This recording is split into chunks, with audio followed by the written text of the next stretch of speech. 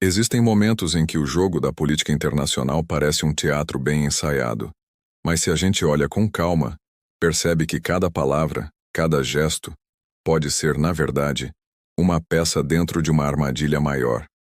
Foi o que vimos na visita de Lula à ONU. Aos olhos de quem acompanhava superficialmente, o que aconteceu foi surpreendente. Donald Trump, que até ontem disparava críticas duríssimas contra o governo brasileiro, solta um comentário elogioso sobre Lula, dizendo que houve química no encontro casual nos corredores. A esquerda correu para comemorar. A imprensa alinhada vibrou como se tivesse presenciado um ato de rendição. Só que esse primeiro olhar não mostra toda a história. Na verdade, foi justamente aí que Trump mostrou sua manha de negociador. O igraj-abraço, que muitos interpretaram como um gesto de afeto, pode ter sido apenas a isca para atrair Lula para o campo em que o ex-presidente americano nada de braçada. O confronto direto, em frente às câmeras, diante do mundo inteiro. O que aconteceu em Nova York não foi uma mudança de posicionamento de Trump. Foi muito provavelmente a preparação de uma jogada. Trump não é homem de reverências gratuitas. Quando ele cita Lula como um cara simpático, não está traçando um arco de amizade, mas abrindo a porta da ratoeira. Porque junto com a frase bonita veio o veneno, e quase ninguém prestou atenção. Antes de falar em química pessoal, Trump já havia destacado as críticas duríssimas ao Brasil. Censura, repressão, autoritarismo de ministros do STF, condenações questionáveis como a de Bolsonaro, alinhamento com ditaduras latino-americanas e ataques à liberdade de expressão. Foi um discurso com duas faces.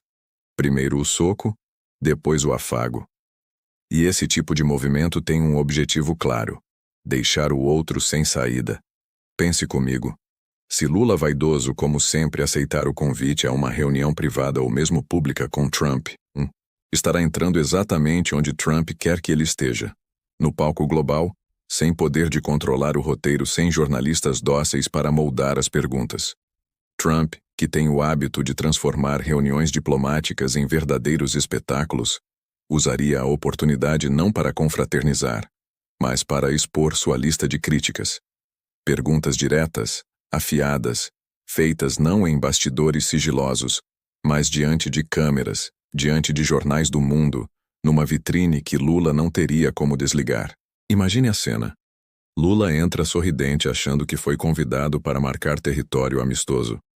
E Trump, olhando firme, dispara: Presidente Lula, como o senhor responde às acusações de que o STF do seu país prende opositores políticos e censura redes sociais? Em seguida, outro questionamento. O senhor pode explicar ao mundo por que Jair Bolsonaro foi condenado em um processo que até mesmo ministros divergentes do STF classificaram como ilegal? E para completar, mais uma flechada. Por que o senhor mantém sua política externa alinhada a ditadores como Maduro, Ortega ou o regime cubano, em vez de fortalecer relações com democracias de verdade? Se uma cena dessas ocorre diante da mídia internacional, será uma humilhação pública sem precedentes. E por que Lula estaria vulnerável? Simples, porque já caiu na armadilha. O elogio público de Trump funciona como uma trava. Agora não dá mais para Lula recusar. Se ele não aparece nessa reunião, corre o risco de ser visto como fraco, como aquele que fugiu do confronto. A imprensa internacional cobraria a ausência. Seria encarado como covardia. Se aparece, terá de enfrentar questionamentos que não consegue responder nem mesmo no Brasil, sem o apoio de seus aliados políticos. Está preso, de um jeito ou de outro. Enquanto isso, a esquerda e seus porta-vozes vibram, como se tivessem conseguido uma vitória, sem perceber que comemoram a melodia que os conduz direto para o naufrágio. Trump não retirou nenhuma das sanções já aplicadas. Trump não abrandou o discurso sobre os abusos da justiça brasileira. Pelo contrário, reforçou tudo isso. Apenas mudou o tom momentaneamente para adular pessoalmente, separando Lula como pessoa do Lula como representante de um sistema político considerado ilegítimo. Foi um movimento estratégico, clássico do estilo de barganha dele, massagear o ego para aprisionar o adversário. E nesse ponto vale lembrar o histórico. Trump já fez isso várias vezes. Ao longo de sua vida pública, usou encontros internacionais para constranger líderes, apontar contradições, jogar holofotes sobre falhas que normalmente seriam abafadas. Ele não tem pudor de usar a mídia como arma. Para ele, um encontro desses não é espaço de construção de pontes. É um palco para expor, humilhar e reforçar narrativas perante o público global. O Brasil, portanto, não se encontra diante de uma aproximação, mas diante de um risco. O risco de ver seu presidente convocado para um espetáculo em que todas as fraquezas do seu governo seriam lavadas em público.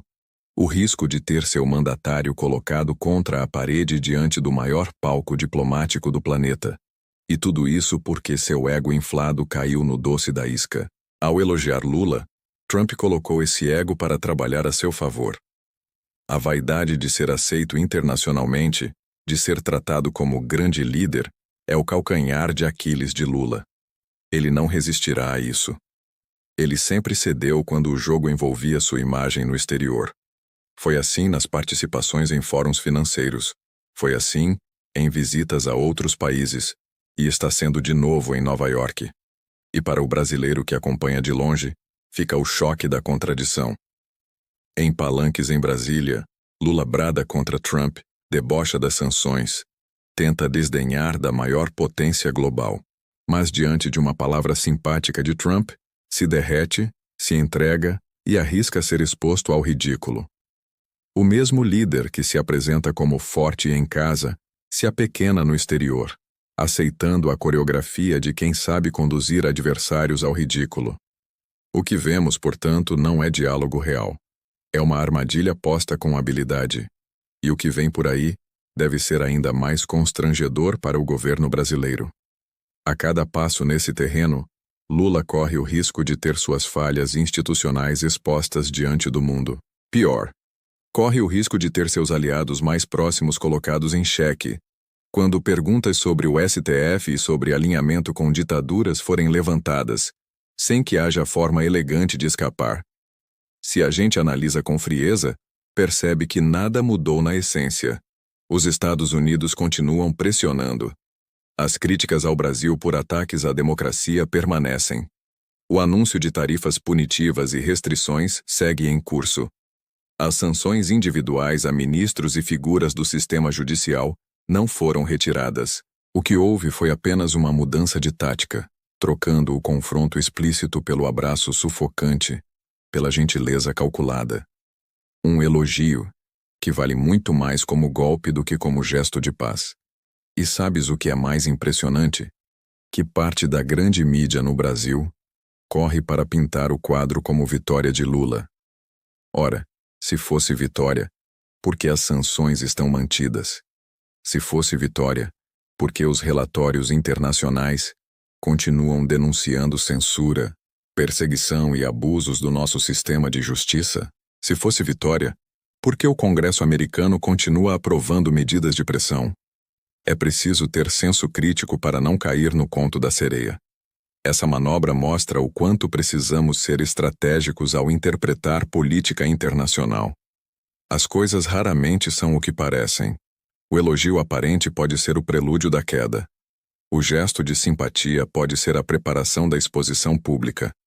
Lula acredita que ganhou um aliado, mas na verdade está prestes a ser usado como peça de propaganda de Trump, aquele que o expõe como símbolo de um regime falido.